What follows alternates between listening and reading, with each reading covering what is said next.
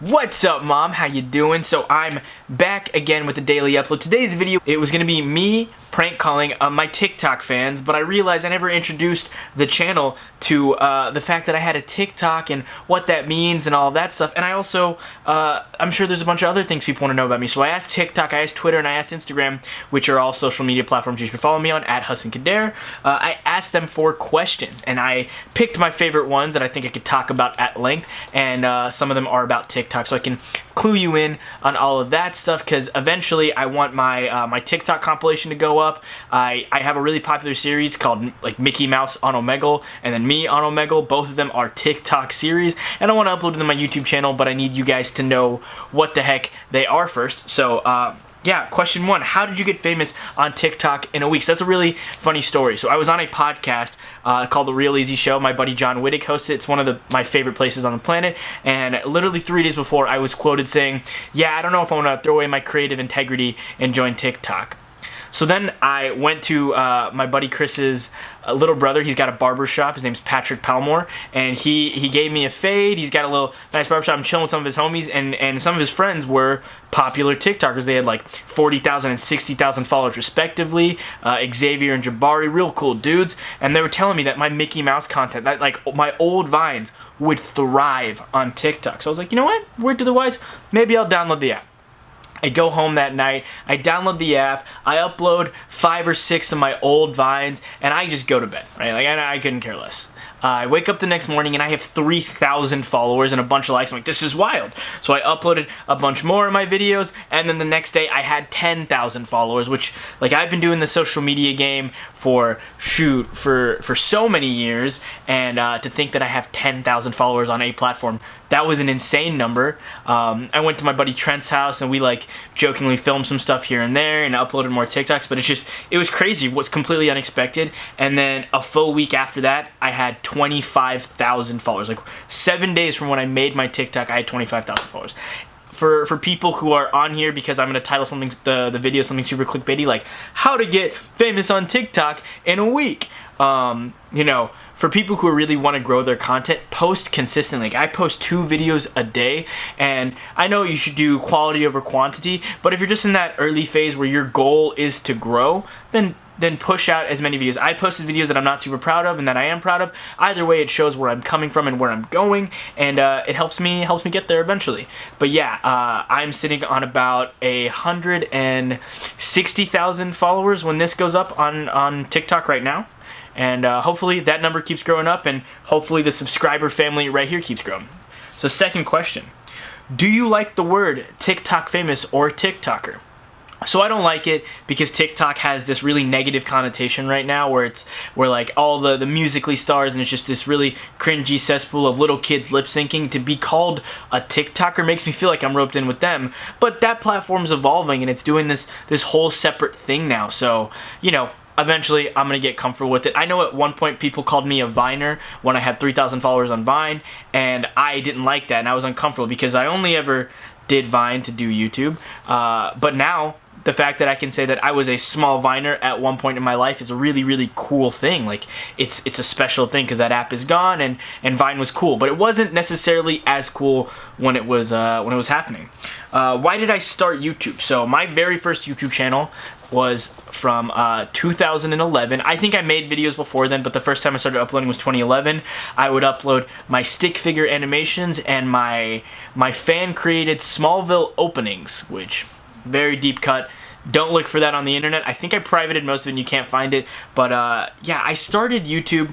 1, I loved editing videos and it was so much fun. But 2, I'm definitely in that generation where, you know, I watched Niga Higa, Ryan Higa, and Kev Jumba, and Philip DeFranco, and all these people growing up, and I was like, I want to be a YouTuber when I grow up. Like, Swoozy and his storytelling, the cadence of his voice, and then his animations, they were so cool to me. Like, I was obsessed with the idea of being one of them. And at this point, YouTube fame wasn't necessarily a thing. You didn't have YouTubers living in $1 million Hollywood mansions doing crazy, crazy things like you do now. But even then, just the small amount of success and fame they did have was so alluring. I wanted that. So I started my YouTube channel, and I sucked at it, and I didn't do it, and then I got lazy. I took breaks on and off, and then when Vine came out, I'm like, dude, I can make easy, funny, short little 6.5-second videos. I bet if I blow up on Vine, I can move my whole audience to YouTube, and I can be a YouTuber with low effort. And to say, like, it was probably, a lot of that was because YouTubers at that point, between Casey Neistat and David Dobrik and all the other guys in that landscape, their videos were interesting because their lives were interesting. And my life living in Alabama wasn't interesting yet. I was just a normal kid that went to school and had normal things to do, and I didn't know I could sit down in front of a camera and try and be funny, and that would be good enough. I needed an interesting life. So I'm like, Vine is my gateway to an interesting life, and then I'm going to move that audience over to YouTube, and then I'm going to be a famous YouTuber. And that didn't work. Or it worked to some extent, and I ended up letting Vine go because I was really content and happy with my life. By the end of senior year, I'd kicked off on this amazing stride where I had this great girlfriend, I had these amazing friends around me, and life was just as perfect as it ever could be. And then life moves forward, and that sucks, and it's great, it's sad, whatever. My friends moved, and they all went off to different colleges, girlfriend, whatever, broke up, all that happened, and life moves forward. But I remember making a conscious decision that, like, I don't need to make YouTube videos to be famous. I need to keep creating because I like making content, but not to be famous. My biggest inspiration by far is Casey Neistat. Every single video he's ever put out, honestly. I don't think I've ever watched something and not felt ready to go kick ass. I used to not like the idea of tattoos. I don't know. I had a weird thing with it. Maybe it's because of how I raised, whatever. But Casey Neistat has a tattoo that says, like, work harder and do more.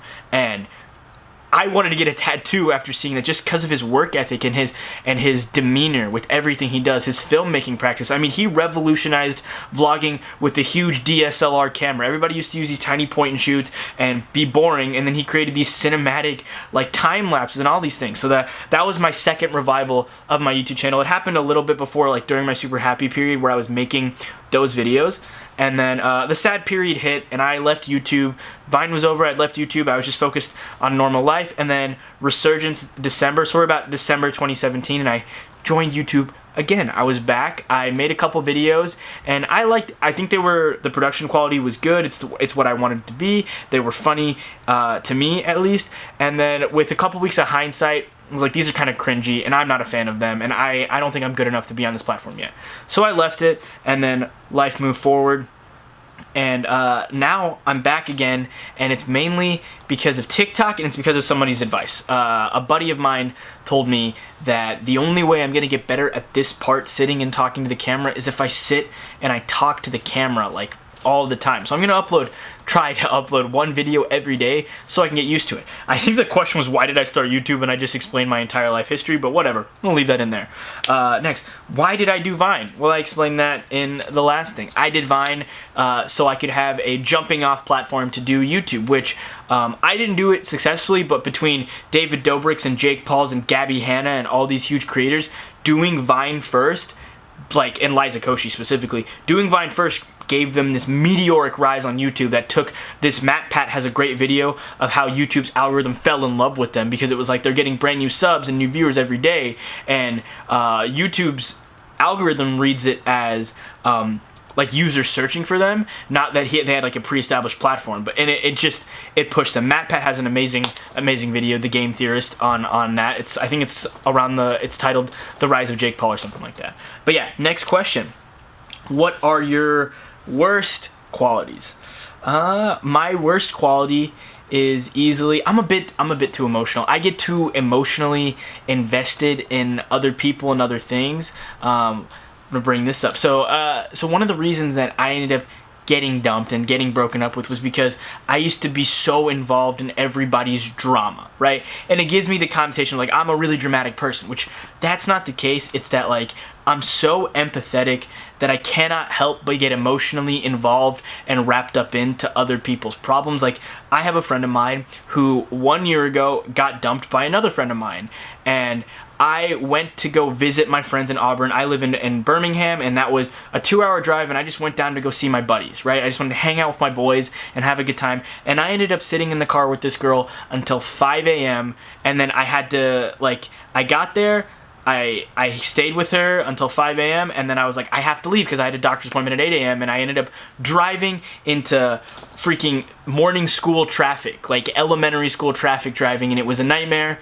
But yeah, that whole situation happened, and I remember just the nights of just like waking up being worried about her in that situation, and I felt it just as much as, like, I'm not saying just as much as she was feeling it, but I felt it as if it was my own problem. So that was something that I really had to work on over the last year, and sadly she got back with that guy and they broke up again in the last week or so. But now I'm here for her and I care about her just as much as I've always cared about her, and I'm always going to be there for her. But I'll say that I'm doing a really good job of not being as it's not keeping me up at night. Like, I care about her and I want to help her and I'll do everything I can to help her, but I don't want to get involved. Like, I don't want to say anything or overstep or try to like really shove myself in there. And it took me a long time to get away from how I used to be. And it's just a learning thing. You grow up and you learn more.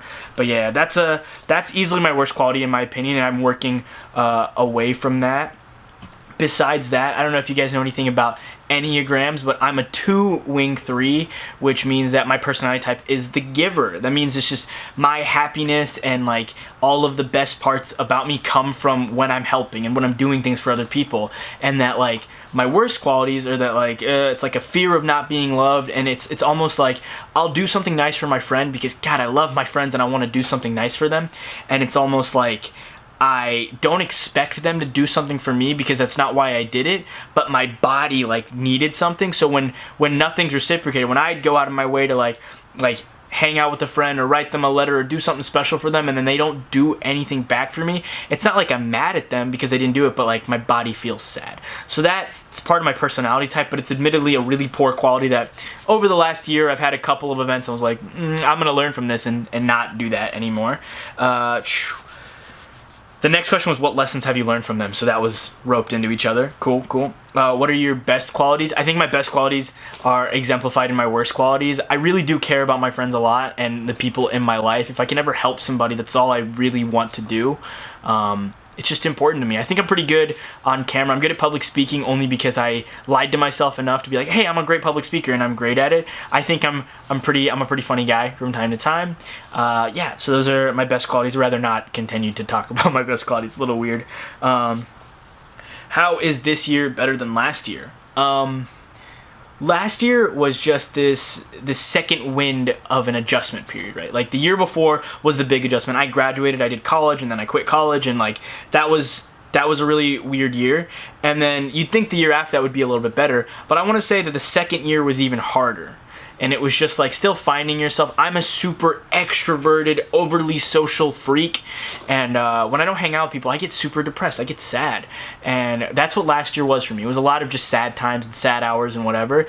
And then over the last this new year, I've gotten really used to being alone, and not in a negative way. Like I kind of enjoy my me time. Like this is me time, me sitting here talking to a camera. I play a lot of video games. Fortnite, I know everyone they hate on Fortnite, but I've made a lot of really cool friends playing Fortnite, and I'll just sit there and it doesn't feel like I'm alone because I'm sitting there with the headset on and I'm talking to my friends every night, and it feels just like I'm hanging out with the boys, and it's been doing wonders for me. And this year is leaps and bounds ahead of my last year, and then hopefully next year will be leaps and bounds ahead of where I'm at this year. What are your current life goals? Oh, that's a heavy one. Short term, I'm not sure. Long term, eventually I'd like to settle down and have a family. I really like the town I live in, and I think that whether I go somewhere in between then and now, I think I'd like to come back here, but it's not something that I'm like, ah, man, I have to come back to something. I think it's a cool place. I also think it's important to have something in common. So my parents are, they were both born in other countries, and one was born and raised there, and one was born and then brought here. But my mom, that'd be my mom. But even though she's got some Americanized qualities, there's still this dissonance between us because she's not necessarily going to understand the trials and tribulations, the struggles that come with not only my generation, but the circumstance that I grew up in this town. So I think it's a cool idea to have your kids go to the same school that you went to, because you'll be able to navigate their problems a little bit better. You'll be able to help them, which I'm 20, so I don't even need to talk about having kids right now, but that's a little bit where my headspace is at. As far as YouTube goes, I want to keep making videos because it's fun now. I'm not making it to be famous anymore. I have 150,000 followers on TikTok, and I hope that keeps growing, and I hope I have a little bit of fame so we can do something really, like, I can do cooler stuff and I can make more fun videos when I'm out doing crazy shenanigans with other people. But it's not really a goal of mine. I think for chasing fame is cool, and like I think it's really special. I've had a couple people bump into me, take a picture with me, and then like talk to me, and some of them like tear up a little bit because they're so excited to meet me just because of TikTok. And I've only been doing that for 3 months, and while that experience is really, really cool, I can live without it. I like it, and I hope I continue to be a good person to facilitate that type of reaction and then like be really inviting to people. But I can totally live without it and have a peaceful life. But I still fully intend to keep making videos. Beyond that, I've always wanted to do stand-up comedy. You can see this video that's 3 years old on my channel where I did stand-up for a little talent show, and I've worked on my set, and guys, my set is good. I just can't wait to perform it. I've had all these jokes for so many years, but if you guys ever watch stand-up comedians, they tell a story at the beginning, then they tell other stories, and they always loop back to the first story, right? And they kind of have this narrative weaving through in storytelling. And I feel like I was always missing that narrative thread, and then I had this whole breakup over the last 2 years that was practically all encompassing in my mind, and then I'm in good terms and good spirits with all that stuff now, so I feel like at liberty to make jokes about it, and that has become this beautiful narrative thread to weave in and out of all my funny stories over the last 2 years. So hopefully one day I get to do stand-up. Another dream is to eventually have a TV show and direct it and write and produce. So yeah, let's see. Is being famous important to you? I think I just answered that. Not really. I think it'd be cool. I like the idea of having influence and a platform to help and make change. I know Hassan Minaj, yeah, the other famous Hassan. I mean, the actual famous Hassan. He just spoke at Congress to talk about student loan debt, which is something he didn't even go through himself, but he was so empathetic towards it. He has this phenomenal TV show called The Patriot Act on Netflix and on YouTube, actually. And, he spoke about it at Congress in this really articulate yet funny manner, and the fact that he can welcome change into the world is a really, really special thing. I mean, and circling back to life goals, I think there's a little part of me that has always wanted to be a late night talk show host. I think I could probably live with doing like a podcast, which honestly this right here, like a Q&A, feels more like a podcast than anything else, even though it's just me talking solo. But yeah. For sure, it's not important to me in the idea that, like, man, I need fans, I need people to clamor over me, but I like the idea of having influence and being able to help with social issues and do good in the world. I think if it's a catalyst for doing good, being famous is an important thing. But it's not important to the other aspects of it. How long will you do YouTube? I will do YouTube as long as I have fun making videos. How long will I do daily uploads? I'm doing this so I can get a hang of talking to a camera, because this is inherently a weird thing, and it's like a muscle that needs to be flexed. It like you need to train with it. So I'm here training to get better. So I'm sure I'll have the distinction of when I'm like, oh man, maybe I don't need to post today or whatever. But for right now, I think it's a really positive force in my life to just upload every day and to be active on a channel that since I was, God, 12 years old, 13 years old, younger than that even, I've wanted to be a YouTuber. So now I'm 20 and I'm ready to make some of these dreams a reality. And that was the last question I had. If you guys have other questions, leave them in the comments down below. I know I didn't say anything about Mickey Mouse, which is like a weird thing because that's why a lot of you guys are fans of me. I will always make Mickey Mouse content. I genuinely do enjoy it. I know there's a lot of people, even my ex-girlfriend and my best friends, they squirm and they close their ears because they're so uncomfortable when I do the Mickey voice. But despite all of that, I still have fun with it, so I'm going to still do it. But hopefully you guys enjoyed this. It's super different. It's probably a really long video. I'm going to have to edit this and cut it down a bunch. But yeah, thanks so much for watching. Have a good rest of your day. Later.